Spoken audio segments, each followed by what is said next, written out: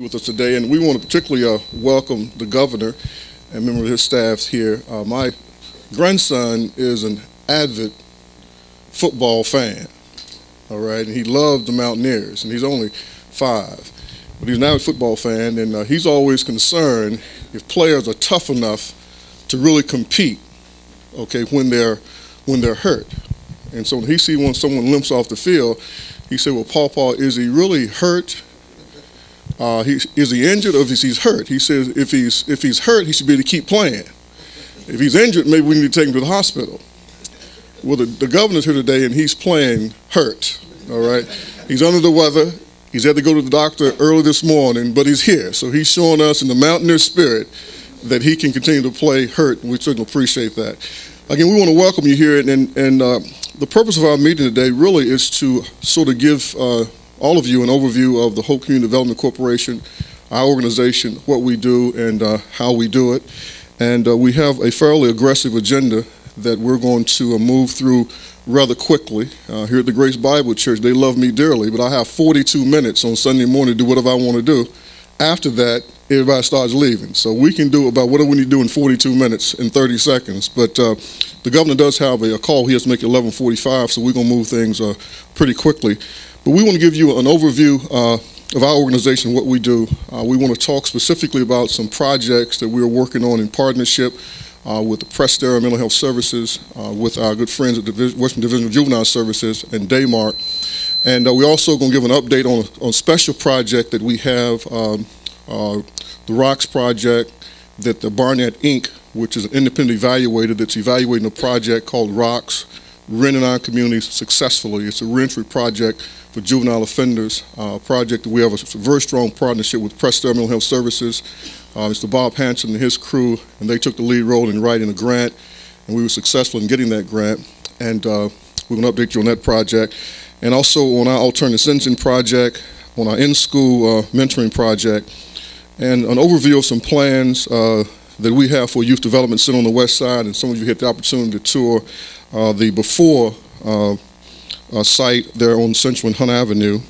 And then we're going to talk about an expanded project with the Western Division of Juvenile Service and Prestera, and then some other plans or visions that we have for the West Side community.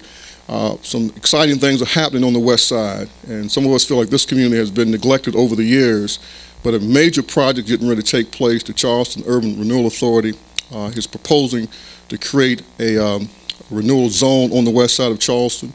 It's over 220 acres, and it will span from North Charleston down to 2 Mile near the North Charleston Community Center. Then it will move eastward all the way to Hunt Avenue, which is a few blocks from here, and then it will go from the the boulevard into Washington Street. That's a pretty large footprint, and it's a very large residential footprint, and that's why we're excited about it, because we have an opportunity to maybe bring community renewal to the west side of Charleston. And then we get an update from Mr. John Ballagy and Tim DePiro about a proposed juvenile justice summit, and then Mr. Dennis Sparks is going to give us an update on a proposed prison correction summit. And then I'm going to introduce you to one of the great leaders in our state that many of you don't know about, a good friend of mine, Mr. Rustin Seaman from Philippi, and he's going to talk about an exciting project that his organization is taking the lead role to implement in West Virginia through World Vision. So this is going to be a pretty, we think, informative time for you. And any time along the way, if you have a question when I'm speaking, you can interrupt me. The other people who come, they will have to give the directions to how they want to entertain questions. The first thing I'd like to do is give a brief history of Hope CDC. We began doing volunteer work back in 1987, just going to schools to volunteer to mentor youth, to see what was happening with our young people. In 1993, we expanded that program in a partnership with the Charleston Police Department. They had a grant, and they wanted to run an after-school program in the east end of Charleston. And then in 95 and 96, we've all had been doing some research about the juvenile justice system, where we wanted to see if we could make a difference and have an impact. But during that time, there was a situation involving Randy Moss, and even though he was an adult, because his attorney was a good friend of mine, and we got involved in real time in that project with an alternative sentencing plan, and by the grace of God, had some success, and that really gave us a baptism by fire of how to work with the court system and to offer alternative sentencing opportunities.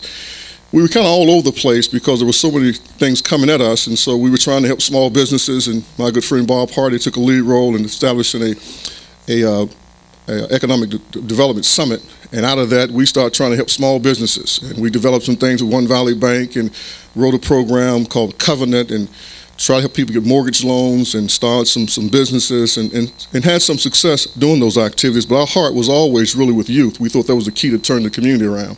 And finally, in 1997, at the encouragement of Newt Thomas, we decided to get a 501c3 organization, which I had some resistance to. Still don't believe I should have had to do it.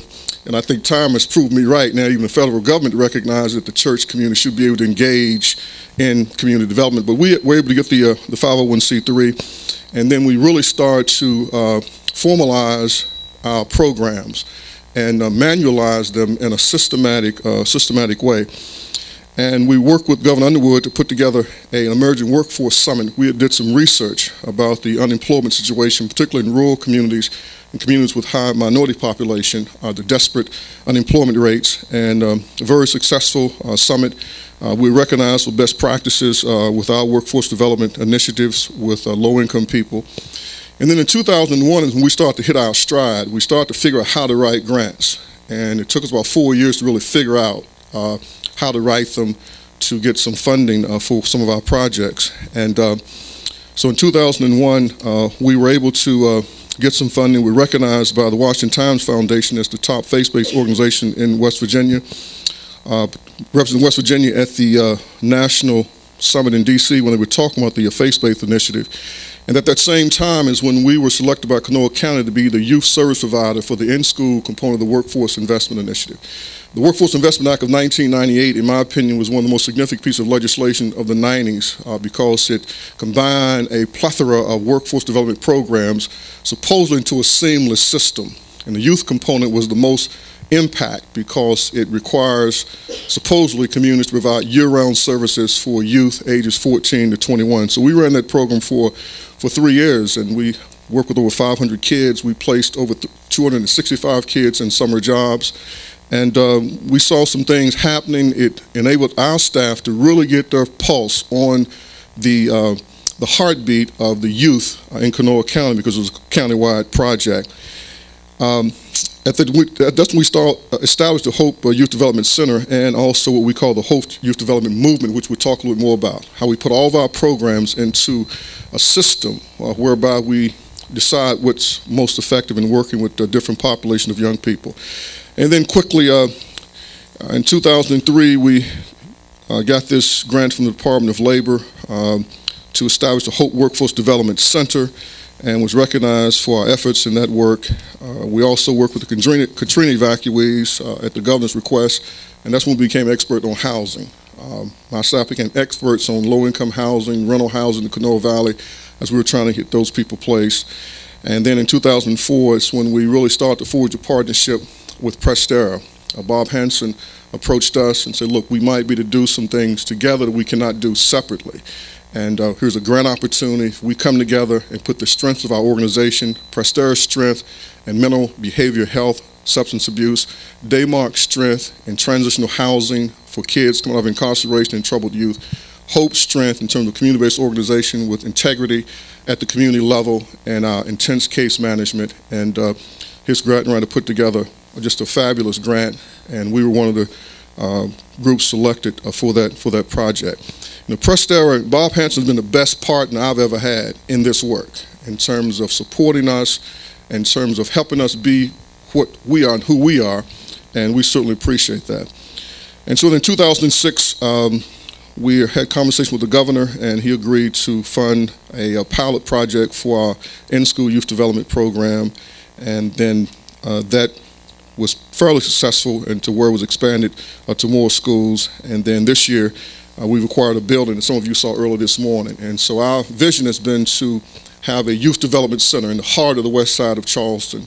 That's a clearinghouse where we can provide services to youth and their families, where there's no wrong door. If they make it to us, then we have the burden of figuring out how to help them and how to pull together other partners together to make things work. We have a simple philosophy when it comes to youth development. We believe kids live in systems. And we believe adults live in systems. And there's a family system, there's an educational system, a social system of peers, community system, and an economic system. And we believe that if you're going to help young people break the cycle of poverty, if you're going to help young people catch a vision, you have to be to influence them in those systems and help them to have success in terms of connecting with education, in terms of feeling valued and having caring relationships with adults. And you've got to be there where they are as much as possible. And we'll talk a little bit more about that and how we've tried to weave our programs into the systems, not be a part of, but be a part of the systems. And it's taken us 15 years to kind of make all of the connections we need to make, but we think we're finally getting there. Just quickly, an overview of our organization of Hope CDC. We believe you got to look at family, youth development, family development, workforce development, community development. And we really believe that economic development doesn't occur in many cases because there's not the foundation for it to happen. And so we think youth and family development and workforce development is the key to create an environment, an operating system for economic development. So what we've tried to do is to focus for the last 15 years on youth development and family development, on the people development, because we believe that developing the people is the key, and developing indigenous leadership within the community where people themselves take responsibility for their destiny is a key, and that you can't just keep doing for people what they should be doing for themselves. So that's kind of the way that we operate. Under the Hope Youth Development Movement, as I said earlier, we think you have to be where the kids are. So you have to be in school because they spend 6 hours a day there minimum. It's a social system, and that's where life is making up its mind. And if young people are not having academic success, then many of them are going to drift toward some type of antisocial behavior. After school is very important because most juvenile crime happens between 3 and 8 o'clock in the evening. Structured recreation, because kids got to learn how to have fun and play again. And then the other system is the juvenile justice system. In our county, 800 youth nearly appear before a judge or probation officer every year. That's pretty significant. And it doesn't take a lot of young people to create havoc for the rest of us, or a lot of people in general. There are roughly 10,000 plus people in our adult jail and correctional system. That's a very small part of our state's population, but it's a very costly situation to deal with. And so we felt that we had to have a presence in the juvenile justice system if we're going to help this community.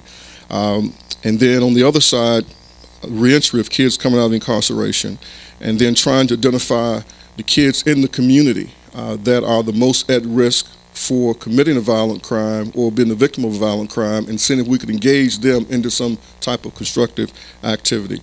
And then we believe that school has to be a year-round proposition. We believe if we are serious about changing schools in West Virginia, at some point in time, we got to collectively come together and look at a year-round calendar and to have more days in school because the time on the task is indispensable to raising academic achievement levels for youth that are falling behind in the classroom. The other key component is in terms of the family development, trying to get men to sense responsibility and take responsibility for their children. People don't want to talk about what's really happening. In this neighborhood, 80% of all African American children are born out of wedlock. That's a social pandemic, unprecedented in the history of any people in this country. In 1960, 75 to 80% of all black children, regardless of socioeconomic class, were born in a two-parent household. So now we have the exact opposite. And so when you don't have a family structure where discipline and values and accountability and expectation can be passed on, reinforced, then what you end up with is basically the streets becoming the teacher of the kids. And it becomes a place where young men decide, what they believe and that type of thing. So what we're saying is the family is what it is, and we're not going to change it overnight. It took us 47 years to get here. And we're not going to have all these women with husbands tomorrow. It's not going to happen because there's too many men from this community that are incarcerated. And there are too many that are serious drug users. And there are too many that just simply don't want the responsibility of fatherhood. But the women still have the children. So the community has to figure out a way, how do we provide this network of support of caring people to try to pass on to these kids that they are valued, to try to get them to buy into the concept of education and honesty and decency and hard work has been a way of breaking the cycle of poverty. So most of what we're doing normally, we're trying to work now with families of the unit. And then, of course, the workforce development, it speaks for itself. We are a Workforce West Virginia affiliate, so we can register people for job services. We can access the stuff by the computer, and we're trying to bring the workforce investment system to the neighborhood and to the community. When you start talking about youth, we believe that youth fall in categories of a descending order of risk, and some of these are somewhat interchangeable. We believe the most at-risk kids in the community are kids who are incarcerated. As I've said on a number of occasions, I've said in a number of hearings over the last 15 years, worked with a number of young people, and I've never seen a young person that was sentenced to the industrial home that I did not agree that they needed to go. I believe they had been given every opportunity in the community, but when that decision was made, I thought it was the appropriate decision. And there have been times when I felt that they should have went when we didn't send them, based on what I know, because my surveillance is sometimes more than what the people in the system might have. But we are identifying the kids, I believe, that are at risk and that are a potential danger to themselves and to others and do need to be removed and placed in timeout to see if we can help them. Then you got detained youth, court-involved youth, youth with frequent contact with the police, DHA status offenders, and so forth. You can read those. Now, why do we do this? We do this because what we're saying is that we have this diagnostic center where kids are being diagnosed with varying levels of problems.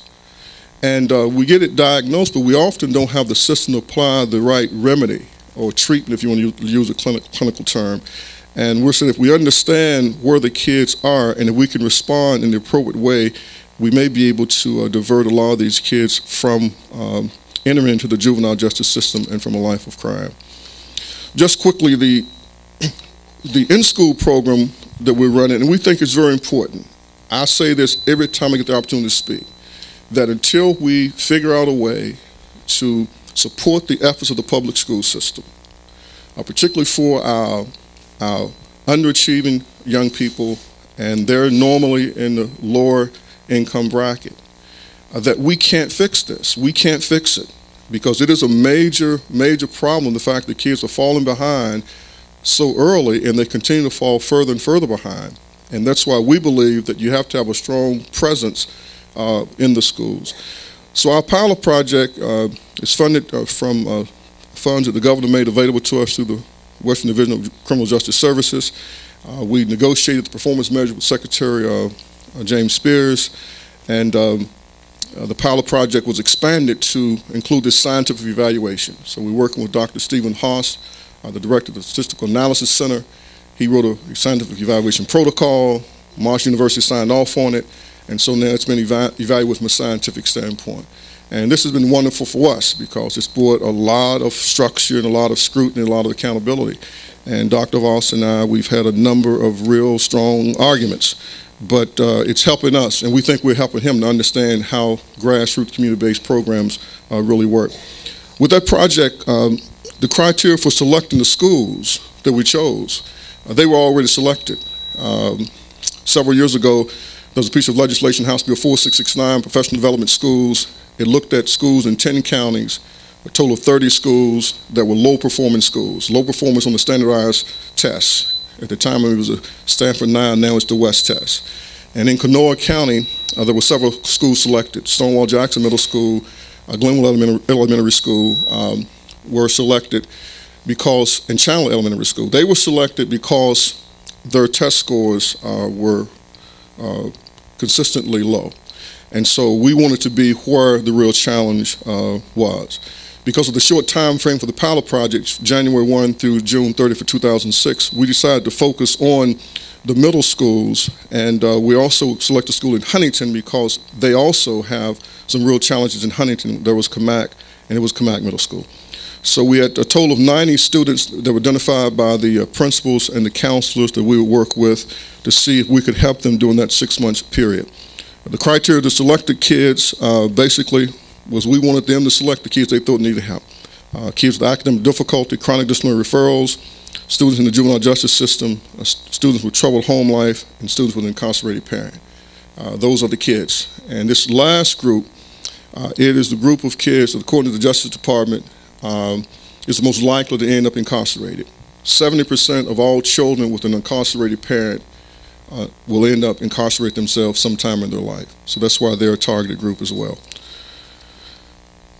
So we negotiate these performance measures, and we start working with the kids. We wanted to recruit volunteer mentors that could support our efforts. We have a structured, research-based mentoring curriculum, talks my father never had with me and talks my mother never had with me, that we use to train our mentors, to get them to have meaningful conversation, meaningful dialogue. These kids are starving for conversation, from dialogue, from attention, from caring adults. And most of us are what we are because there were caring people in our lives, nurturing us along the way. And unfortunately, we could not recruit as many mentors as we hoped, but we did get some, and we're continuing that effort of trying to mobilize what we're calling the Hope 500. We're only 490 away. It's only 490 away. We have 10. We only need 490 more. But Bob Hart is one of our faithful mentors who work with our youth over at Stonewall Jackson Middle School. The second performance measure has to do with the kids' academic improvement. And I'm a former engineer, and if you can't measure something, you can't improve it. And you can't measure it, you really don't know what you're doing. And so everything we do, we have some performance measure, some criteria to see if we can evaluate what progress are we making. And so we set our standards high because we know if we set them high, we may not reach them, but we might get a lot farther than what we would have gotten by setting it where we could get there and tell about what great work we're doing. So with the kids we had, and we had some problems because of some delays getting started, but we had some success. Almost 40% of all the students had an increase in their overall grade point average. And when you see what some of these grade point averages were, you can see that was pretty significant. With the best improvement at Stonewall, because this is our neighborhood, we know the principal, he was with us from day one. Huntington, that's not our community, so we had to go down and earn people's respect, earn their trust, show them that we were the real deal, and win the whole deal. But a lot of progress occurred at Camac as well because of some of the delays. Our staff at Camac was later coming on board. But Mr. Jasper Black, who's here, and he heads up our Huntington office, he did an incredible job because he basically was solo for most of that 6-month period and had as many as 70 kids he was trying to work with, keeping them from being suspended, keeping them from being expelled, trying to get them to class on time, and he had some great success, as you will see. The next slide showed the performance measure that dealt with school attendance. If you're not there, then you're not going to get the work. And so we try to get the kids to come. 51% of all the kids had at least a 90% attendance rate. Our goal is that 75% of the kids that we work with will be at school at least 90% of the time. And we're working on that every day. The next performance measure dealt with disciplinary referrals. And that's another major problem. If you spend most of your time in the office, you're missing instruction. 95% of the kids we had no more than 3 disciplinary referrals. And there was a 24% increase in the number of you who had no disciplinary referrals. And that's a goal that we have for the kids. We incentivize our program. And I tell kids, I don't give you anything for doing nothing. So you can earn privileges with us. And so they can earn stipends, gift certificates, based on their academic performance, based on having no more than 3 disciplinary referrals and no suspensions or expulsions, and based on some other criteria that says if you take care of your business, then there's a benefit and there's a reward for it. And so that's getting a lot of interest from the kids as well. One of the big things there is you see down at Camac that 98% of the kids had no more than 3 disciplinary referrals, and 86% of them had no disciplinary referrals. And a lot of that was attributed to the work that Mr. Black was doing every day at the school with the kids when they got there and trying to keep them on task. And so we commend them for that work. The third one, we weren't able to measure it. I didn't realize that the schools no longer capture unexcused absences. They just say kids are out so much, they're just not here. They're here or not here. So that's no longer something that's captured. The next one dealt with suspensions, and almost 80% of the kids that we served had no suspensions. And we were happy about that.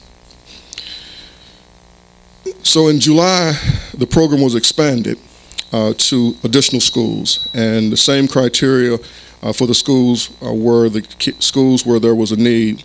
And we chose Chandler, Glenwood, and Piedmont Elementary Schools. These are year-round schools. They start the school on July the 8th, and then they have breaks during the year. And then we added J.E. Robbins Elementary School because in talking to the principals, we found out that a major problem with our kids in elementary school is transients, parents moving, parents getting evicted. And so 50% of the kids that start school at Piedmont on July the 8th will not be there June the 4th when school ends. And they may be in 2 or 3 different schools during the school year. And so in talking to the principal, we found out that these 4 schools seem to be where people play musical schools. And so by us being at the 4, then it doesn't matter where the kid is. We can try to track them during the entire year. Stonewall, one of the largest middle schools in the state, and it has these feeder schools from this community, which has a lot of challenges. And then Capitol High School, which is a large high school with a very large urban population, and a lot of challenges there, so we want to be there as well. The next slide shows the total. We have a total of about 290 kids that we're working with in these respective schools. We picked up 2 elementary schools in Huntington, Spring Hill, because of their academic performance. Guy and Dot is predominantly white school, but they have a lot of low-income whites, and they're not doing well academically. So we wanted to be there to see if we could help the principal there, Mrs. Evans, with them as well. Just quickly, and I'm going to get out of the way so the Barnett people can come. I did want to give you an idea of what the process is, because we have a process that our youth development specialists have to follow a pretty strict protocol and enrolling the kids, have to interview the kids, have to interview the parent, develop an individualized service strategy for each kid in terms of the goals, in terms of the expectations and so forth, and a family strategy. How can we help these families? How can we connect them with services that we provide and other services as well?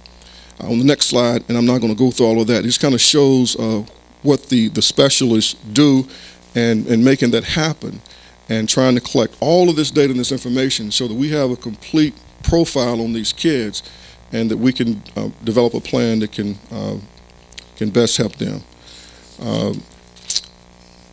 Just flip 2 slides over, Heather, to the game plan, and I did want to spend just a minute here.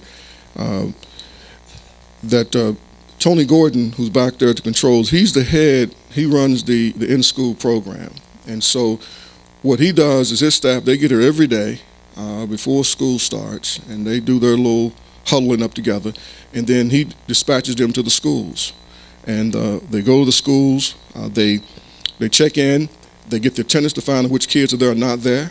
Our kids who aren't there, they get on the phone, start call to find out why they're not there. They didn't come back, and they sit in the classroom because they want to hear the instruction, they want to monitor the kids' attentiveness and their engagement in the instruction, and then they help the kids so they have opportunity. And then what we're trying to do is close what we call the instructional and the comprehension gap. The teacher's teaching here, the kid may not be getting here, and before the teacher figures it out, it may be too late. And so they're then checking with the kids to see how much they understood. Then after school, he established after-school programs at 3 schools that didn't have them, and then where they have an after-school program, we work with that program within that program. Jasper Black does the same thing in Huntington. The goal is that when that kid goes home, that someone has already helped them with their homework. Because in many of these families, there's no one in the house that can help them. They don't have the skills to do it. And so that's the goal. And the goal is to bring the parents in to get them help if we can help them, but we have to try to work with the kids who are willing to work with us. And so we think that we're going to have some tremendous progress at the end of this year because of the efforts, and we had tremendous support from the principals at Piedmont and Chandler and J.E. Robbins and Stonewall and Capitol. All the principals are 100% behind us. And I would encourage everybody, before you criticize the public schools, again, just go and see what they're doing. And go and see what they're up against in some of these schools. When they got to give the kids an alarm clock the first day of school because there's no one in the house to get the kids up. And kids come to school sleep deprived because they've been up all night because drug dealers and this type of thing's going on. And the kids, they have to feed the kids every day. I mean, they have a lot of challenges, and so that's why, as the community, we got to respond, because the schools we're working with, we think they're doing some incredible work, but some of the challenges they face as educators, it's larger than what they can manage themselves. So, just quickly, the other project we want to touch on is our alternative sentencing project. School system, schoolhouse, to the courtroom.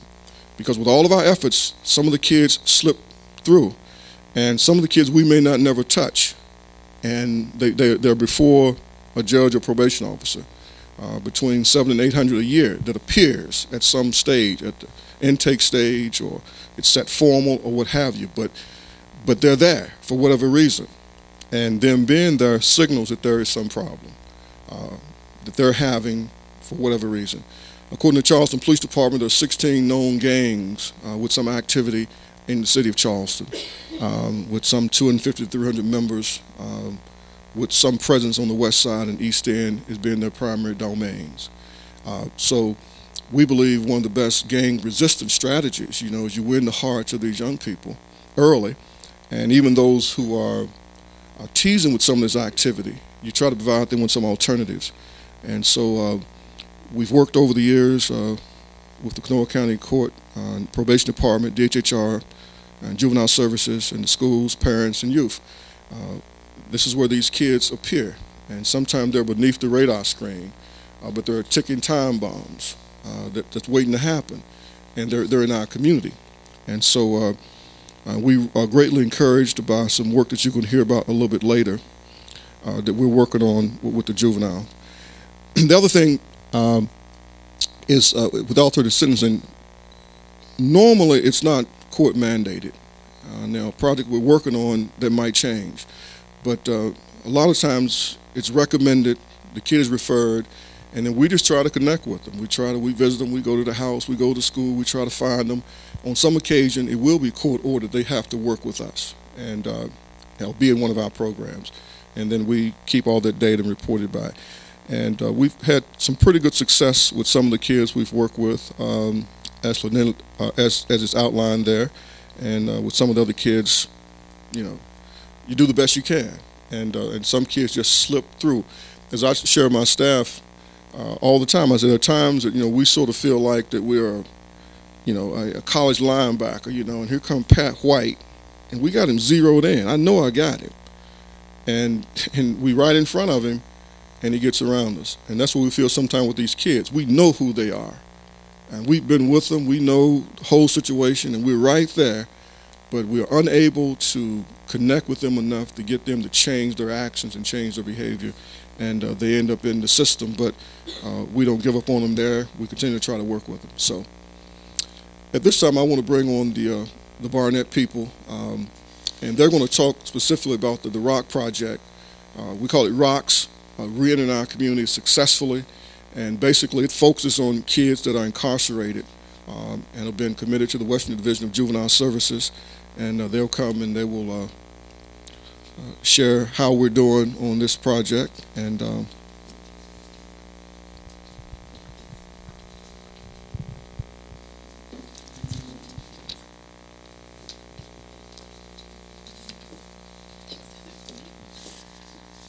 Good morning. I'm Rhonda Sturgill, and I'm with Barnett Inc., and this is Liz Barnett. She's going to work the PowerPoint, and we're going to basically explain to you what the ROCS project is and the successes to date from the ROCS program.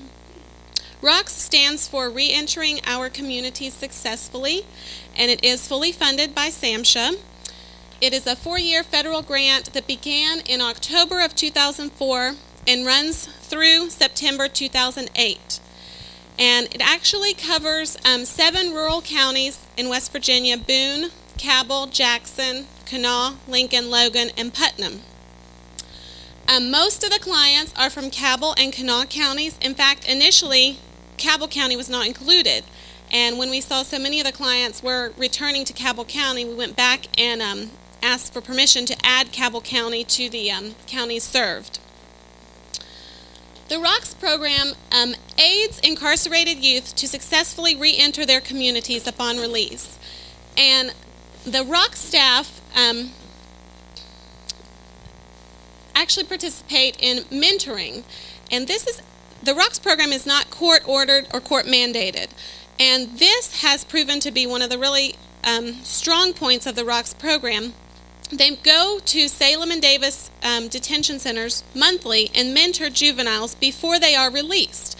So they already establish a relationship that on release, then they will often join the ROCKS program.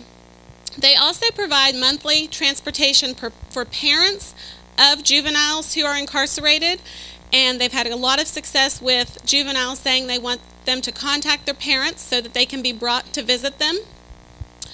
The ROCKS staff provides substance abuse therapy, case management, education including GED preparation, or if the juvenile is returning to high school, help with enrollment into college, as well as in job training. We have several clients who are in the Job Corps. They also assist with job placement, filling out applications for jobs, interviewing skills, and then provide family therapy too. ROCKS is a collaborative program. There are offices in both Charleston and Huntington, and again, one of the offices is here, and the other one is in the Douglas Center in Huntington, and the second one was added in Huntington for the simple reason that there were many clients going back to Cabell County. Partner agencies include West Virginia Division of Juvenile Justice Services, the Hope Community Development Corporation, Prestera Center for Mental Health Services, and then Daymark. To date, 123 clients will be admitted. To date, 92 clients have been admitted, and this is 100% of the ROCKS intake goal. Most of the clients are males, 78 of them, 14 are females. 4 are between the ages of 20 and 21, 88 between the ages of 15 and 19, and actually only one of those is 15, so most of the clients are ages 16 to 19 that are involved in the program. And only 15 have completed high school or a GED equivalent. This graph is just a county profile of the ROCKS clients, and as you can see, there are a few from Jackson, Boone, Lincoln, and Putnam, but most of them are from Cabell, and then secondly from Kanawha. So those are the two highest counties. The race of the ROCKS clients, 59% of them are white or Caucasian, and 32% are African American. 3% are either Asian, Hispanic, Latino, or Alaskan Native. In terms of ROCKS client placement, where they are and what they're doing, 43% are employed, about 24% are unemployed, and then there are 7% are in high school, there's one that is deceased, there are several in college, several working on their GED, 2% are in the Job Corps currently, so that just kind of gives you an idea of where they are and what they're doing right now. Some of the ROCKS successes, the first one is compared to other grantees, and these are other Europe grantees, what they consider youthful offender reentry programs. ROCKS does extremely well. At intake, ROCKS has 100% of their intake compared to 78% of the others. And for 3-month and 6-month follow-ups, ROCKS has consistently met the 80% goal, and that's the target goal for the Europe grantees. So they've been, and we credit that to the ROCKS staff and their real persistence in finding these clients. Another success is the reduction of drug and alcohol use. The first bar graph up there basically says at 3 months, 42% of the ROCKS clients are completely abstinent from drug and illegal drug and alcohol use. And at 6 months, there are still 32% of the clients that are not using alcohol or drugs. And then we look at it in terms of did not use illegal drugs. Still at 6 months, 54% of them are not using illegal drugs, and 45% are still not using alcohol. So that is a great success for those clients. When we compare this to high school seniors across the United States, the ROCKS clients are doing extremely well too. In this graph shows the number using marijuana, illegal drug use, and then using alcohol. For example, using alcohol, 80% of high school seniors are using alcohol, and 48% of the ROC's clients. So they have done well compared to other high school seniors. There's also fewer clients reporting involvement with the criminal justice system. 92 clients were incarcerated at admission, and currently 9 have been reincarcerated after 6 months. So that's around a 10% recidivism rate, which is very good for this population we're working with. Some unique challenges that ROCS has to deal with. One of them is that the juveniles are not court-ordered to participate. And when you looked at the ROCS program compared to other grantees, many of the other York programs are court-ordered or court-mandated. So this is a unique challenge. It's really difficult to deliver services to 7 rural counties. Our ROCS case managers and therapists sometimes will travel hours to track down one client. There's a lack of parental support, and clients return to the same environment. Many of these clients are returning to an environment where there is drug use, where maybe there is no employment. So it's the environment that they go back to after they're released. And finally, the impact of ROCS. This figure is going to show you the jail costs reduced for, we're tracking 70 clients who have a 3-month follow-up. At admission, or before admission, when the clients are incarcerated for 3 months, the cost is about $774,900. If we figure the 6 clients incarcerated before the 3-month admission, there have been 3 subsequently incarcerated since then. That's about $35,424, which leads us to a savings of approximately $739,476 by keeping these juveniles from being reincarcerated. Based on the successes of the ROCS program, basically it needs to continue after federal funding ends in 2008. And that's our presentation. If you all have any questions, we'd be glad to answer. Or does anybody have any questions? Okay. Thanks. Is this you? Nobody has any questions? Wow.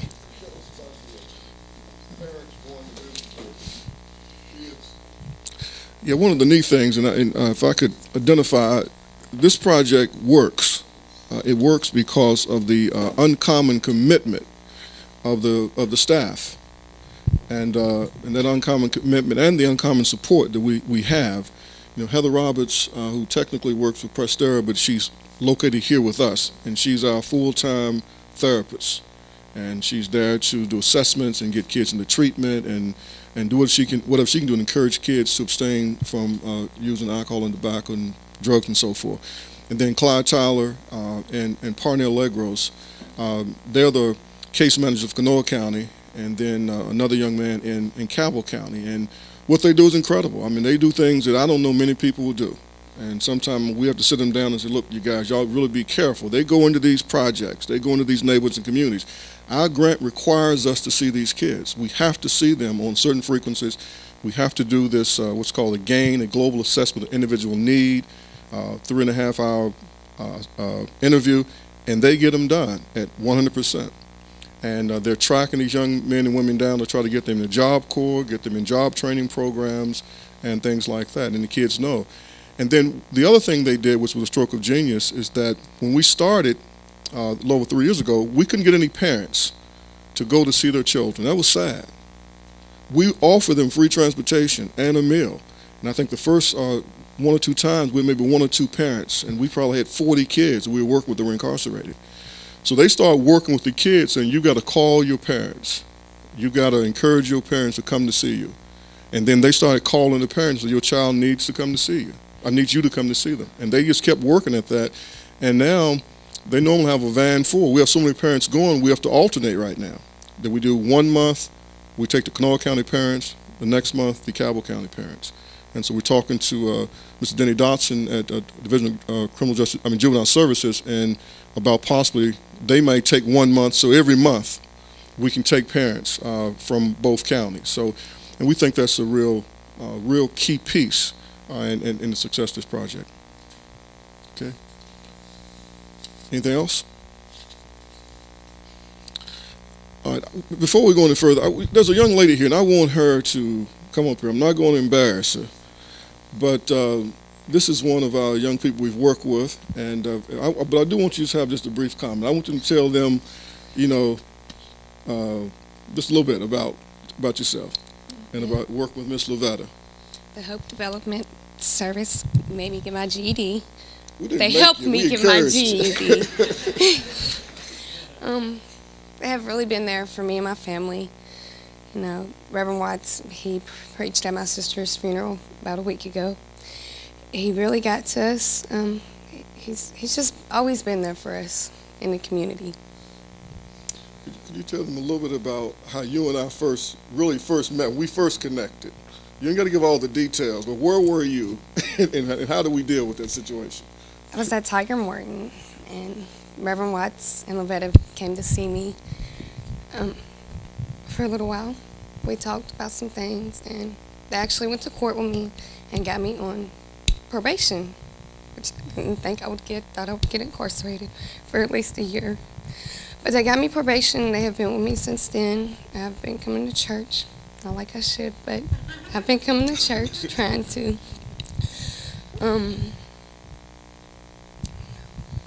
And you're going to go to college? Yes. That's right. He's going to help me take my ACTs That's and right. get into college. So. That's right. We're going to college. All right. Thank you, baby. I love you.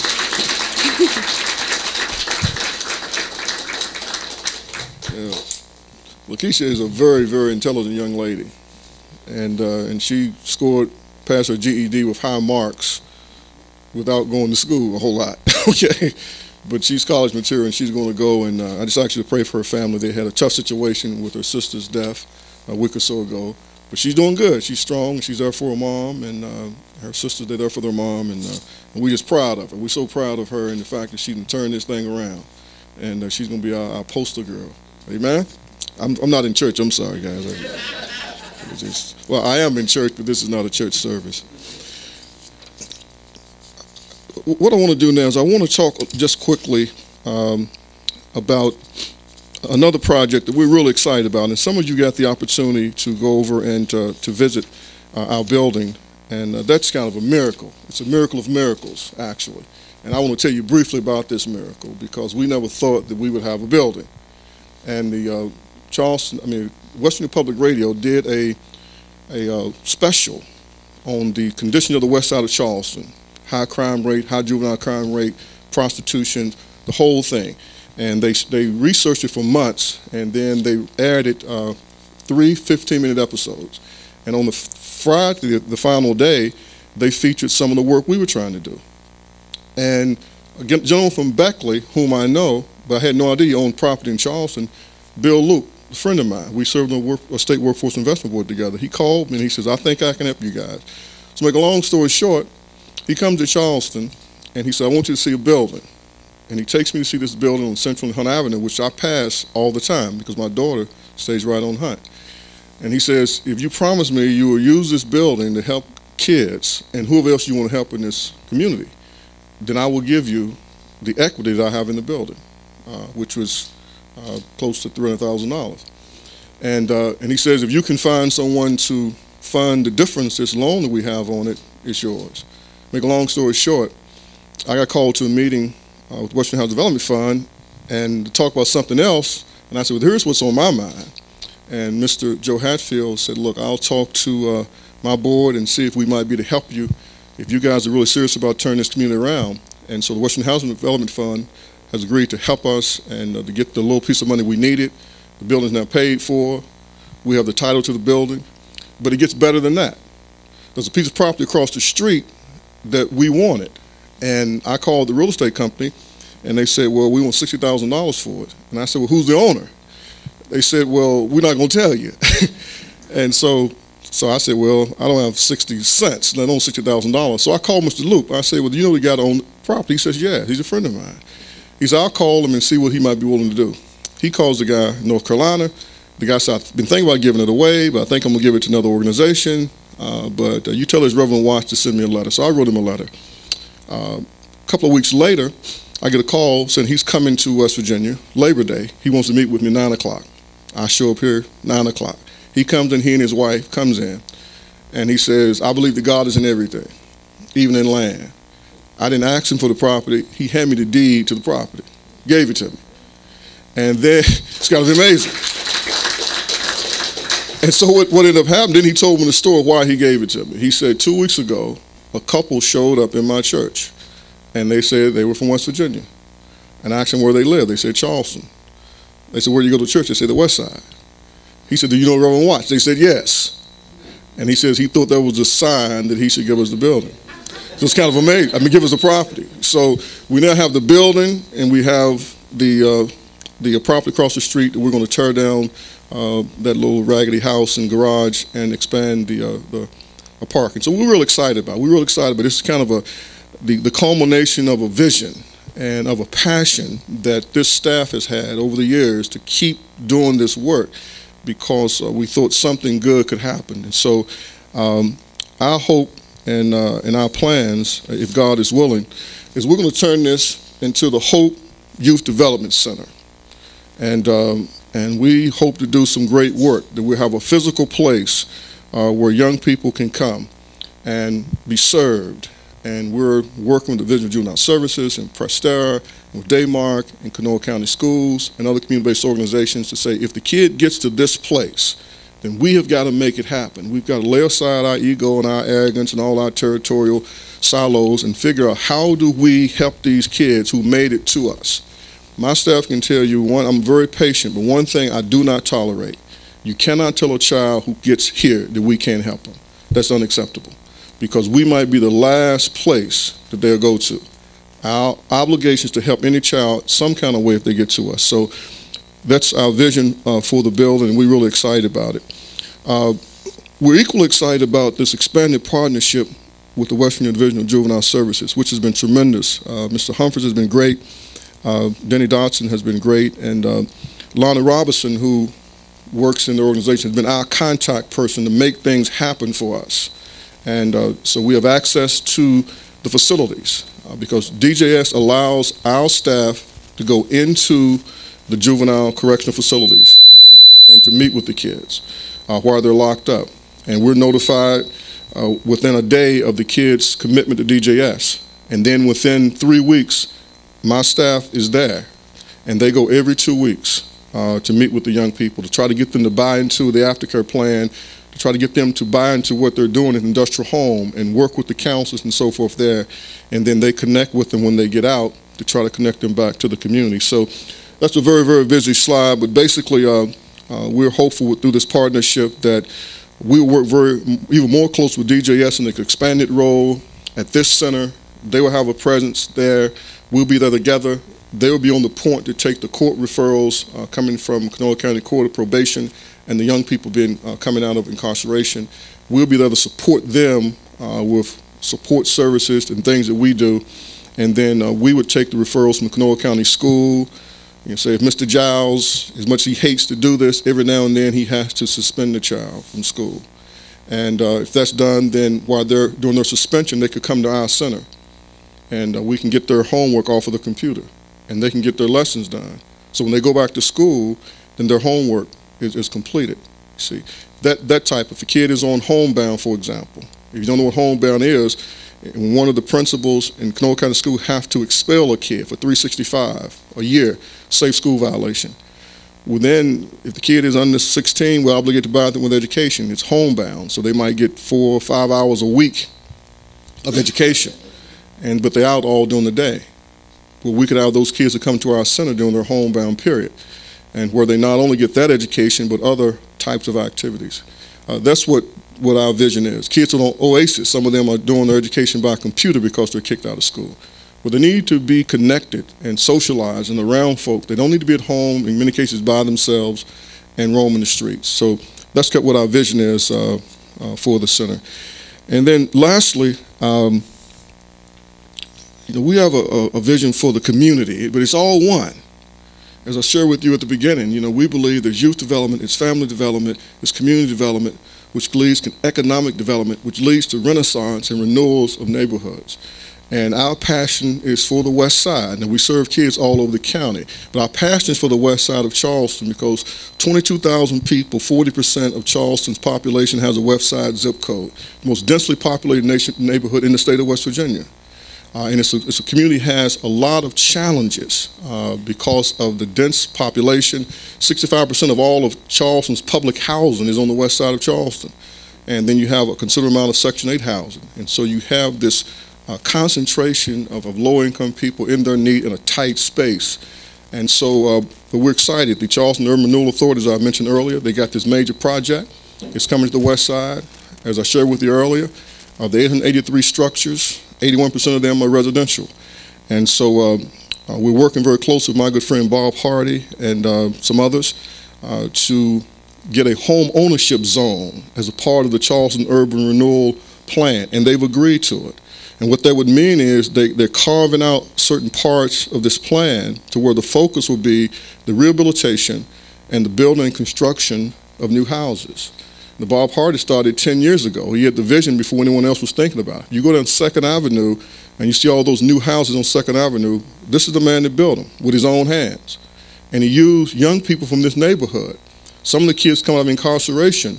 We would send them to him, and he would bring them on his crew, and we would try to figure out how to pay them a little something to try to get them to learn how to do something.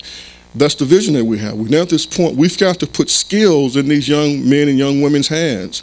We got to teach them how to do things, and if we can get them in this home rehab and construction, now they can have the pride of helping to rebuild the community, and they're rebuilding houses that their families and their friends can live in. So we're working very diligently at that, and got a call yesterday from the Federal Home Loan Bank in Pittsburgh. They've heard about it because Congresswoman Shelley McCapital's office called them, so they're going to come down and meet with us in December. And they want to be a part of what we're doing. They know the struggles on the west side of Charleston. So we're excited about it. We're having community meetings. We're gathering individuals who live in the neighborhood, who currently own their homes and want their homes rehabbed, who are renting. 56% of this community is renters. And so our goal is to turn that around, decrease the number of homeowners in the community, and do it in such a way that the people are involved in the process. We can bring someone in and build houses, but if we engage the people, these young men and young women, in building these homes and being a part of the process, they have a sense of ownership. If we can create this vision in the mind of this community that something can happen on the west side, that the community can be transformed, and people can succeed in their own neighborhood. And our vision is that these young people believe that I don't have to go somewhere else to be successful. I can be successful here. I can be successful in my own community, my own neighborhood. And so that's what our hope is. We're excited about the fact that Kanawha County Schools has agreed in principle that they're going to build this school. The next school to be built in Kanawha County is supposed to be built at the Calvert Field site. We think that's important. If they build a state-of-the-art community school where community-based organizations have a presence in that school, and that school is now visible from the Kanawha Boulevard, and people can see that school, and that it can attract young families to want to be in the neighborhood. It might sound somewhat idealistic, but we think there's a time for idealism, and we've got to cast a vision that we can do better, and the people can do better if they have an opportunity to be a part of the process. And then the last thing that I just want to share with you is a part of that. You know, we're looking at the whole community. Bob Hardy and I, we get in our cars and we ride down every street on the west side. He's examining every structure, every house, what can be rehabbed, what needs to be torn down, how many vacant lots exist, can they be acquired, you know, can we build a house on this particular lot. We're looking at the commercial buildings because Cure got them identified. And we're talking to the Community Technical College, Dr. Kathy D'Antoni. They've agreed in principle that if we can find the appropriate building, that they will place a advanced manufacturing technology center on the west side of Charleston. And we have that agreement in principle, and we have our building, another building across the street that we're looking at. And if we can create the Hope Corner right there at Central and Hunt, this hub of activities for job training, advanced manufacturing technology, youth development, family development, then we can do something inside the community itself. So, and then lastly, as I said earlier, I've got this passion, and I share this with you guys, this group here. I share with my church often, that if we listen to our pain, we will find our passion. And normally our passion is going to be close to where our deepest pain in our lives have been. And so I just shared it with you. I minister out of the pain that I had as a kid growing up, and the pain and suffering I saw my mother go through. So my heroes in the neighborhood are the single moms, because one of 7 kids in a neighborhood, that was the characteristic.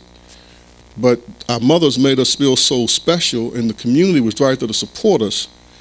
And so we never thought that being poor or being black or being in a single female household, we never thought that that was in any way a hindrance that would hold us back in any way, because that little community made us feel so special. And so I named the organization Hope after my hometown, Mount Hope, West Virginia, the place that nurtured us and that made us want to do the right things and made us want to make them proud. That's what our hope is, that we can build into these kids that they will want to make their parents proud, or if the relationship there is so strained, other adults who've given to them, that they will want to make them proud of them. Does that make sense? And we believe it can happen, and we believe that it is happening.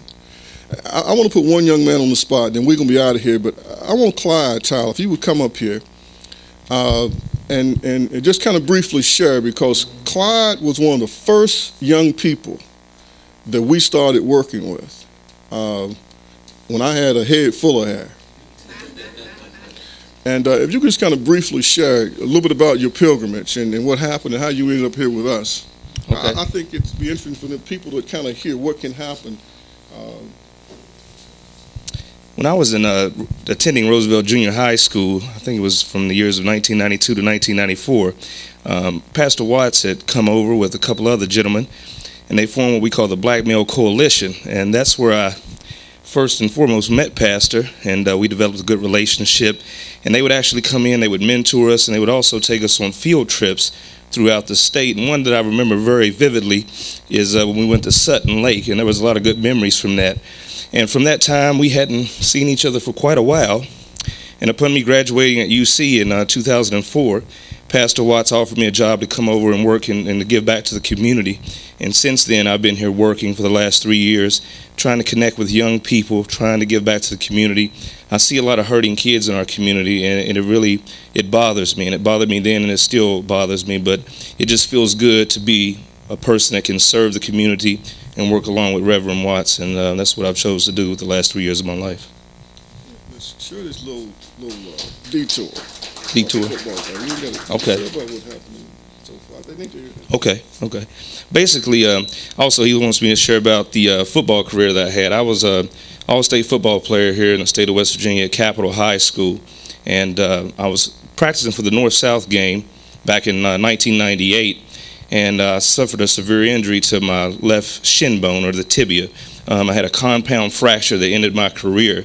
And after that, it was very tough for me emotionally. It's just like some of you all that built a life living, you wanted to do a career. Just imagine that career being taken away from you, something that you really had a passion for, something that you really wanted to do, and it devastated me. And the reason I can connect with a lot of the young people in the community is because at one time in my life, believe it or not, I felt hopeless. I felt very hopeless. And I felt like my whole world has just turned upside down. One minute I'm up here, I have a full scholarship to go to Eastern Kentucky University, and in a blink of an eye, all that's taken away, it's all gone. And it took me a long time to really get myself back on track. And fortunately, I was able to connect with some good people in the community. My parents are good people, they supported me. And unfortunately, a lot of our young people, they don't have that. When they are feeling like their world has been turned upside down, when they feel like they've been hurt, a lot of times they go over into the deep end and go even further, and there's no hope for them sometimes. And that's where we come in, and we try to say, hey, there is hope. There is hope for you, and we're trying to be that person or those people that will hopefully bring them back to where they need to be and get them going where they need to go. So, all right. You're quite welcome back. Anybody having any questions? Because at this time I'm going to asked a friend of mine if he would come, Mr. Rustin Seaman, and I want to give him a couple of minutes. You need to hear from him. You need to hear about what he's doing. It's one of the most incredible things that's happening in the state of West Virginia. And I remember several years ago when I was invited to come to Philippi to hear my hero, Dr. John Perkins. I said, they're playing a joke on me up there. Perkins not going to be there. They're going to have a videotape, something like that, and they're going to get a bunch of people come. He's not going to be there. But sure enough, he was there. Because I said nothing good could take place in Philippi. I mean, there's nothing up there. I mean, there's nothing up there, you know. But I went up there, and to my utter amazement, I found one of the most incredible works that I've seen anywhere in the United States of America taking place on a mountain in Philippi. And I want him to come and kind of share briefly about his work and about an opportunity that's going to be launched from West Virginia. A national effort going to be launched in West Virginia. That was, Pastor's attitude was a true Charlestonian, right? I just wanted to encourage everyone that in West Virginia there's a lot of good things happening, and just people are disconnected.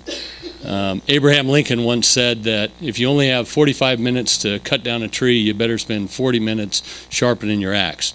Well, I don't have 45 minutes, so I only got a couple, but I would like to say that it's a joy just to be here. Kind of providence is I'm much believer that, you know, there are no mistakes. God doesn't create us with a lack of purpose. He gives us a purpose. For 27 years ago, I showed up here as a hitchhiker. I had from Nebraska, and now I'm a mountaineer by choice. And in a tiny little community, a lot of people don't think we can change the world, but the world can be changed. The way we cross the street every day, I've been working in a small little neighborhood day in and day out. Part of what is neat to see this gathering is we're all gathered here to try and build a better world for children. It's really good to know that we have leaders in our community that'll care enough, you know, to stop and listen. The solutions aren't, it doesn't take rocket science to know what it takes to succeed. We all got to love more each other. We got to invest more in our kids. It's winter time, and as a boy from Nebraska, I never learned about keeping a fire and stoking the stove. So I've always been fascinated about all the different contraptions people use to stay warm every winter. And we do a lot of home repair work. Very exciting to hear about revitalization here. And I remember being in a guy's trailer in the middle of the woods in a little neighborhood, and he had his stove kind of chained up in the air halfway, and it was on chains, and he had a fan underneath it with the wind blowing around. And I thought, man, that guy's pretty innovative. How in the world did you ever figure out how to get your stove up in the air? And he said, well, it was simple. I had a lot of chain and didn't have very much pipe. And I think sometimes in our state, all of us feel like we don't have enough resources. And I can remember whining as I prayed, you know, there's just not enough. There's too many problems. So in the plains, you have a person called a scout. And the scout's always out there just kind of looking who's out there that could help. There wasn't any organization in the yellow pages that I could find that was in rural America that would be concerned about our little condition in Barber County, West Virginia. But a man came into my life by, you know, nothing's by accident, by providence, and he told me about an organization called World Vision. And they only happen to be the planet's largest organization helping rural communities in 100 countries of the world. I just said to myself, well, if they're helping in 100 countries in the world, they ought to be willing to help here in West Virginia. So just simply by writing a letter, and then 25 years later, World Vision now is bringing what it knows internationally here to the United States. We've been at work for the last 8 years developing little models, and they're launching a national rural initiative. It's really neat that the home office for the rural initiative for World Vision in the United States is here in West Virginia. We're working on a process to bring resources. It's a little known secret. Every year for the last 3 years, we've distributed about $10 million worth of brand new supplies that come from corporations. The IRS is our best partner. Companies get tax breaks to give products to organizations and to families all across the state. So it's just exciting to try and get connected.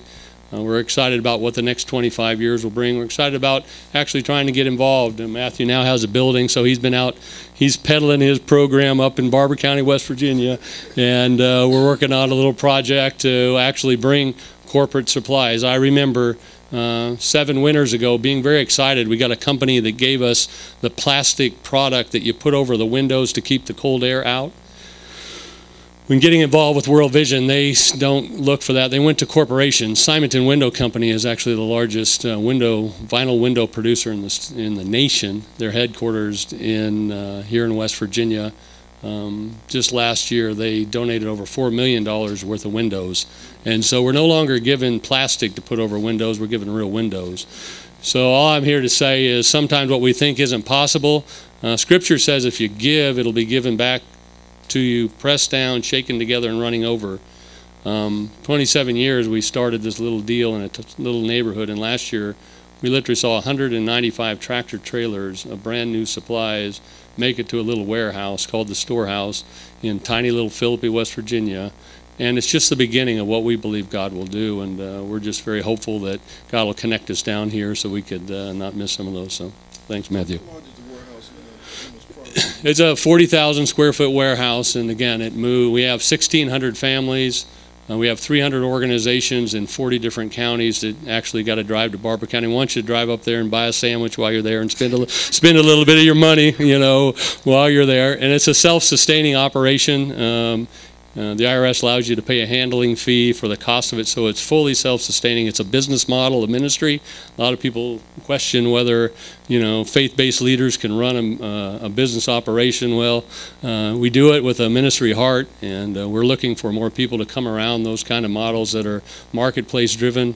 There are a lot of wise and intelligent people here, in our state and in our communities. It's trying to get what you do every day and plug it into the community, teaching those skills to young people. And who knows what kind of world we can build if we all focus well. Thanks.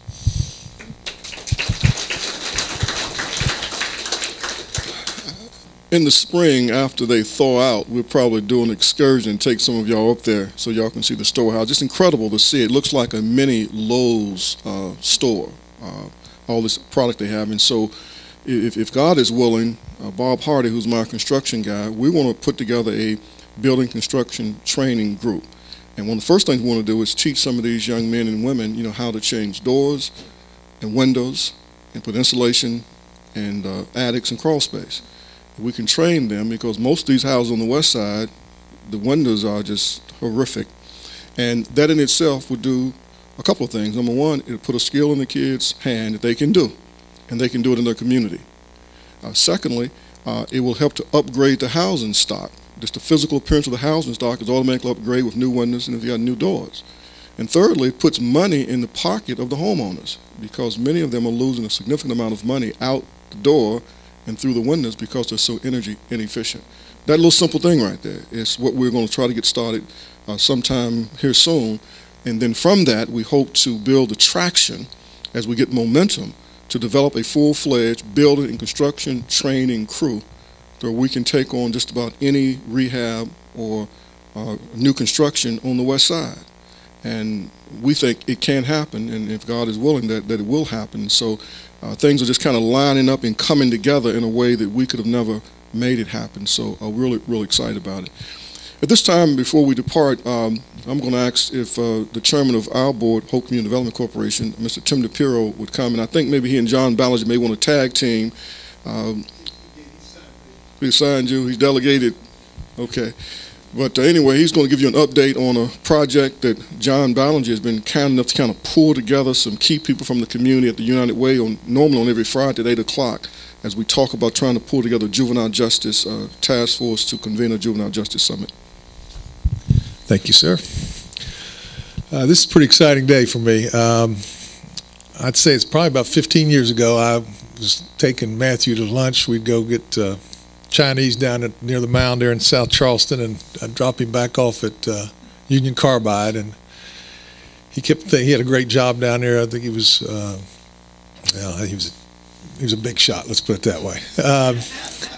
At any rate, he was sharing all this passion, and I was trying to catch on to it, and I couldn't stop hanging around him and trying to learn something from him. And he's it's infectious. I'm sure many of you are here because of his passion, and And then we were together visiting a friend of ours, John Cook, who runs an orphanage and other things down in Mexico, and he asked John to pray for him because he thought he was going to make the move and go full time into the ministry and into this hope kind of passion that he's got. And to see all that he's accomplished and still wants to do is really exciting. And with, as he mentioned, John Ballingy at the United Way, and as with Matthew and others have kind of coordinated us getting together for about 2 or 3 months now, almost every Friday, because you just can't get together one time or 2 times and say, well, here we got this problem, we got that problem. And we've got the juvenile probation, the judges, Walker's been there, we've got prosecutor's office been there, the public defender's office been there, people from Board of Education, from private organizations like Daymark and others, and council churches, and all these people are coming together. Newt Thomas from the business sector saying, we all have one thing, which is what I'm encouraged about, is everybody cares about trying to make something better. All these folks who work hard in the system want it to be better.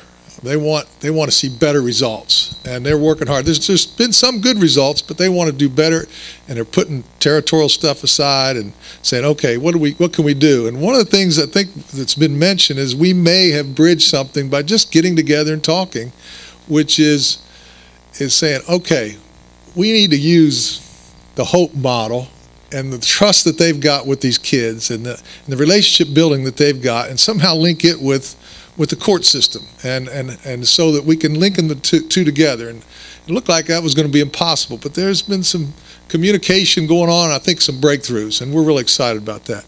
We've been the original idea was to build a summit, have a kind of a big meeting, maybe not just, we've talked about taking it from just a local summit to maybe a statewide summit, have the governor maybe be involved, and get a Judge Bell, who's been doing some innovative and some remarkable things down in New Orleans or in Louisiana after Katrina, and maybe get him as a guest speaker. But we don't want to just have a summit and just to have some people feel good, and we really want to share and learn. And so we're continuing to meet, and we'll continue to meet, so that we can do the kinds of things that we've seen here with this young lady and other people with ROCK's program, and make that start working for more folks in our community.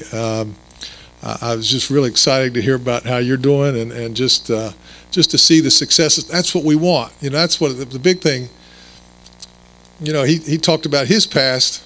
My dad turns 92 tomorrow. He's not doing too well, but I can't even measure his value to me in my life. And when I think of these kids, and so many of them who don't have a father, and the burden that's put on their mothers, it makes me want to do something. And I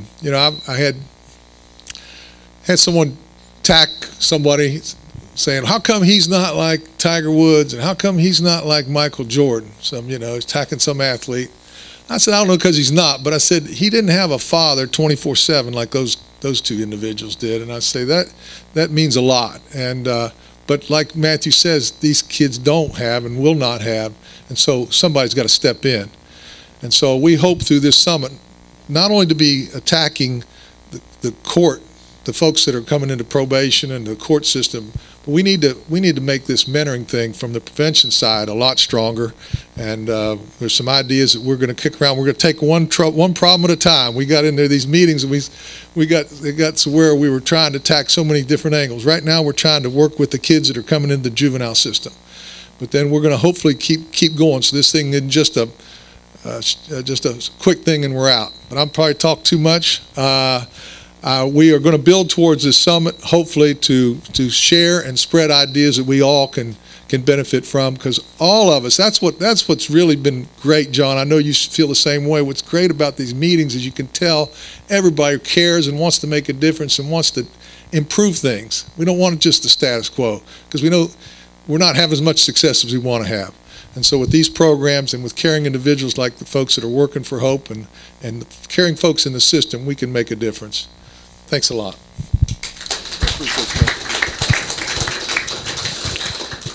Our last presenter is my good friend, Reverend Dennis Sparks, the Executive Director of the West Virginia Council of Churches. Has been just a tremendous source of encouragement to me personally and to our organization, and the vision that he has to just bring people together to try to do the right thing. And one of the projects that he and I have been talking about is what can we do from the community side to support the Western Department of Corrections? Because I believe that if we don't come together to figure out a way to keep people out of prison, to help people who come out of prison to effectively transition back to the community and not recidivate, then we're going to bankrupt this state and eventually the nation. And that's not an hyperbole. It's not an exaggeration. You just look at the numbers. The numbers themselves will support that. So rather than just continuing to regurgitate the same thing over and over again, he and I and some others have been talking about ideas. What can we do? How can we support the Department of Corrections? How can we support the governor? So Dennis is going to come and kind of share some ideas. He's been working on this for several years and has some ideas around convening a summit to deal with the corrections and the overcrowded situation we have there, and the possibility of linking these two together in a 2-day summit of juvenile and then the adult system. Reverend Sparks. Thank you, Reverend Matthew Watts. It's a great to be here today and to listen to the presentation. And my job is to put forth a juvenile summit and then an all corrections summit. When we sit here today and listen to the good things, the scripture that comes to mind is, I'm allowed to do that in this church, Matthew. When the foundations are crumbling, it's a question, what will the righteous do? That's what the psalmist asks. We're seeing a good example here of what the righteous are doing when the foundations are crumbling all around us. The corrections foundations are crumbling because the societies are crumbling. And when we sit around the room, we see a lot of good things happening. I expect everybody in this room could talk about an agency or a school system or a teacher or a principal or a pastor or a service agency in this state that are doing good things and even making a difference in the lives of individuals. And that's great, and it needs to continue. But what we find is, as Reverend Watts talked about all these systems, beginning with the family system and all the way through our society, the systems are breaking down. And the biggest part of the systems breaks down is the link between our systems. And so we've been talking to Secretary Spears. You've seen his name up here on the slides from DMAPS, saying we want to have, and will he support, a corrections summit under the jurisdiction of the governor, who has the authority in this state to pull all parties together. And while I've been talking about that on the adult side, a bunch of people have been talking about it on the juvenile side. And it all fits together. Because we have a choice in this state. We're going to spend the money. We're going to spend, he's talking about we will break ourselves.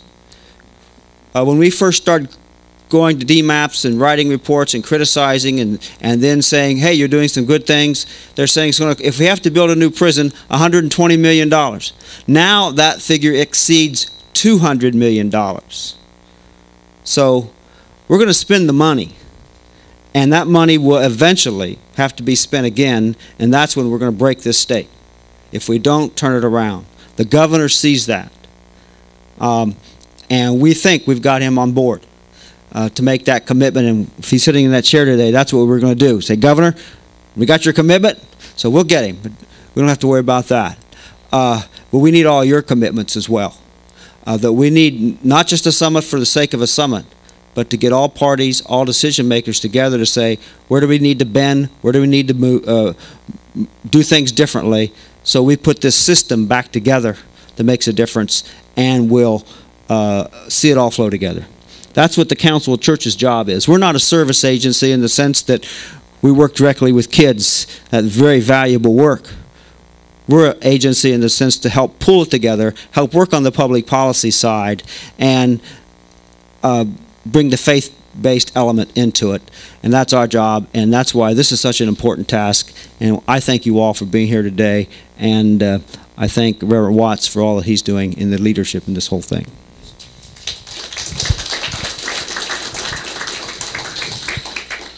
I'd like to give Mr. Dale Humphreys an opportunity if he could come, if he would, please. Mr. Dale Humphreys is the director of the Western Division of Juvenile Services, and so he has the authority over the juvenile correctional facilities at the Industrial Home for Youth in Salem and Davis, and also I think 10 or so detention centers. And he's been a great supporter since he's been on board, and we're just excited about the expanded partnership that he has directed Mr. Denny Dotson and his staff to work on with us. Mr. Humphreys, thanks for coming, sir. Thank you very much.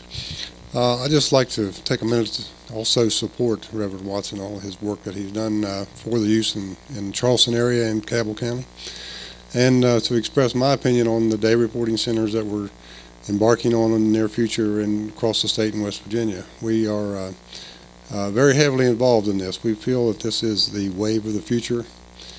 This is the way that it's going to be done properly and most efficiently. We're looking in several counties across the state, in Hancock County and Princeton, Huntington, Charleston, and we support that at 100%. And with this, we can keep the children basically in their communities, in their residence, working with their families and working with a collaborative effort with churches, schools, vocations that will help bring the juveniles across to an area where they probably haven't had the opportunities. So with that, I'd just like to say I totally support Reverend Watson in his efforts, and any support that Juvenile Services can give him or to any other member of this party, we'd be more than happy to do so. So with that, we're standing here with you in partnership with you. Thank you. Appreciate you, sir. Thank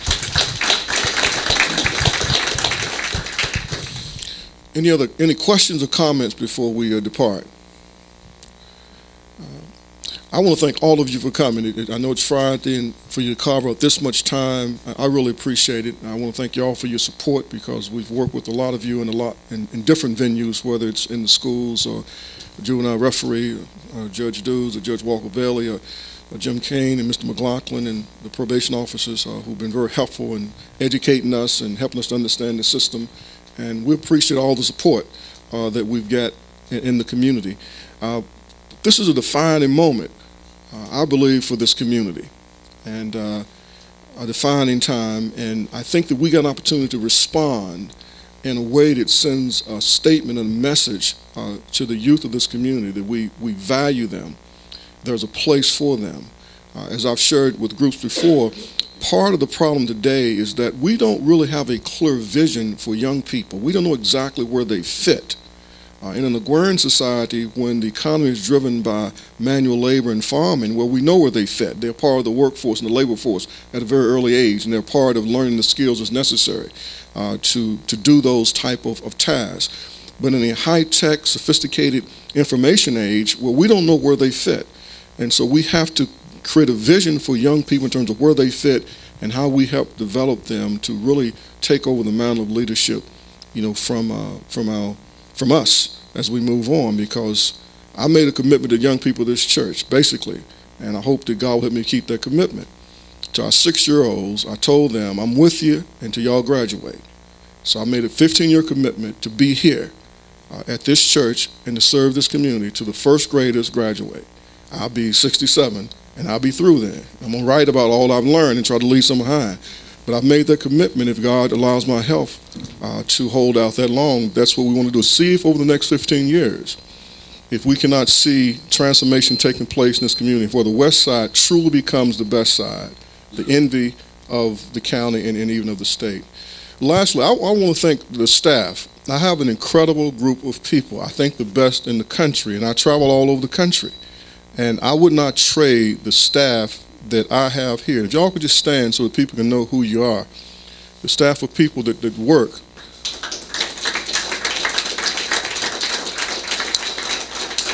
Y'all remain standing. Just 1 second, and we're going to be out here. But this is an incredible group of people.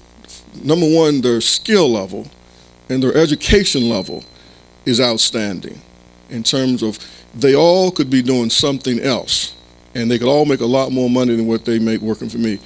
Ms. Benita Perdine in the back there on my right, she's the project director for ROCKS, and she's kind of the chief of staff here to make things work.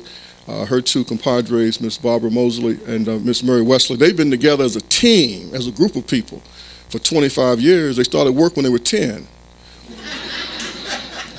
But they've been doing workforce development and job training through OIC for over 25 years as a team together, and we were able to inherit them. Mr. Parnell Legros from New York came to the University of Charleston, graduated, got his degree in finance, and did that for a while, but then caught a vision to come and help us with these kids. And you heard from Clyde Tyler, biology guy, but smart. They know how to work with these kids. Brother Robert Sewell, right there, just graduated from the University of Charleston, and he come to work for us. And then behind him, Brother Nico Edwards, he just graduated from UC as an accountant, but he come to work with us because of the passion for working with these kids. Greg Shaver's over here. He's sort of our statistician. He's kind of the intellectual horsepower. He's getting his PhD in something, but he got this passion for these kids in public policy and all this type of stuff. But he's a computer wizard. And he's our technology guru. Brother Ed Powell, he's a finance guy, almost a PhD in finance, but he got this burden for these kids, so he's putting his skill all right here with us. Our brother Jasper Black, I think he has a master's degree in leadership development or something, and a whole bunch of other degrees, but his heart is for kids, and so he's giving it to these kids. And then Brother Bob Hardy, who's sitting down here, but I don't pay him, but he worked for me. He's my construction guru, building trade construction. He's the one that's going to get this building remodeled for me, and he's the one who's got the whole plan for the West Side Revitalization Housing Plan. And then Brother Tony Gordon back there on the back, he sold his State Farm Insurance Agency to come and work for me, to be poor like everybody else in here. But it's incredible. And what he's doing, he took a group of girls. He took a group of girls 3 years ago, got them to commit to being in a year-round program. Basketball was the hook. 3 years later, they're the junior national champions of 12 and unders of the nation of the United States of America in Washington, D.C. But that's not the important part. The important part is they have a combined grade point average of 3.5. And they do community service every month. They're at the study table like they were in college 2 or 3 times a week. And they're here every week with him as he's mentoring them through a book written by my brother-in-law, Talks My Daddy Never Had with me. And then last but not least is Miss Lavetta McKnight. And she's been with me the longest, the most compassionate person I know.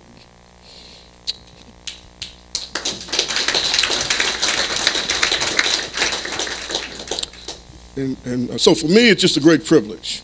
It's a great privilege to lead and try to cast a vision with this group of people who sacrifice and who serve and who chase a lot of the crazy ideas that I sometimes come up with just out of my own passion, trying to serve the community. So that's kind of where we are.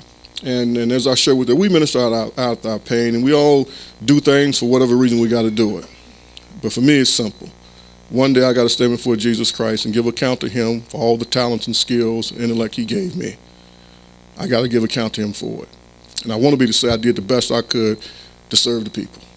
That's what I want to be to say. And then I got to see my mama. And she want to know, what did you do for women like me? That's why I do what I do. And I just want y'all to know that. She want to know, what did you do for women that were like me? So for me, it's all about serving the people. And sometimes I'm a lightning rod, but the truth is everything to me. And if the truth is not told, we can't get anywhere. But we can tell the truth and then agree this is the way it is, and what can we collectively do? We can rebuild the spirit of the people. That's what I believe. We can rebuild the spirit of the people. And this community, it's not just the houses are broken down, the spirits of the people are broken. Because they don't believe that people really care enough to serve long enough and sacrifice long enough to see something happen. And that's why I'm honored to lead this group of people. And I'm privileged to serve with some of you in the community, because I believe that Charleston can become the model city that the entire nation is talking about in terms of how we responded to the plight of low-income, poor children, single mothers, the homeless. We can become the model city. I believe that with all my heart. And with what God is doing in bringing World Vision, the largest relief organization in the world, God has brought them to West Virginia in Philippi, and now they're launching a national initiative to empower rural communities. We don't think that's no coincidence, and we're just glad to be a part of it. So Again, I want to thank you for coming. Thank the governor for coming. I know he was ill. The governor would like to give you some last remarks if you'd like to have them. I know that the governor, you know, he has a tough day. He's trying to keep Morgantown from being burned down. Okay? And I know what he's up to. We all got a concern about this. As a matter of fact, Heather told me the other day she's going to go out and invest in couches. She said. But the governor had to be on a statewide radio program. He's trying to make an appeal to the students and everybody that's going to be anywhere near Morgantown. Let's act like we are really proud West Virginia mountaineers, and let's not have the whole world looking at us, you know, while we go up in flames. And so we know he got an important job. Governor, come and have some closing comments before you go, sir. I can't speak too much, but I'm going to just say a few things. I've been so impressed with what Mattie's been doing and all of you have done for so long. And when he came to me and when I first got elected governor and started explaining to me and showing me what was happening and the results, which were so encouraging, you know, we spend an awful lot of our resources trying to reward, especially the Promise Scholarship, $42 million a year. 42 and growing. How about a child that never had a chance to have a start to even come close to getting a promise, but yet they tried to change your life through the Challenge Academy? What do we guarantee them? Those are the things I'm looking at now. How do we provide the next workforce for the 21st century with the people who have the ability and the desire, but no one's ever believed in them? How do we get them early enough to get them into an alternative education program that works, a skill level that'll attain the quality of life they want? Everything we're going to do this year in the legislature, as far as my agenda, is based around taking back the classroom. We've lost total control of our school system. Where's Mr. Giles? He's back there, and he knows what we fight every day. Everything I can do will be done towards that effort. I want, you know, all you really see in the paper is that we need to pay a lot more money for educators for them to do their job better. I would like to pay educators more than anyone's ever paid an educator. But on the bottom line, if they don't have a nurturing environment that's safe, money won't change it. Money won't make them happy. Money will not give us the rewards that we want from a child to have a good opportunity and have a good basic education. Money won't change that. And I can tell you, if you get up in the morning and you're anxious about going to do what you do, when you get there, it's an environment that's rewarding for you, and it's a nurturing environment, and when you come home, you feel fulfilled.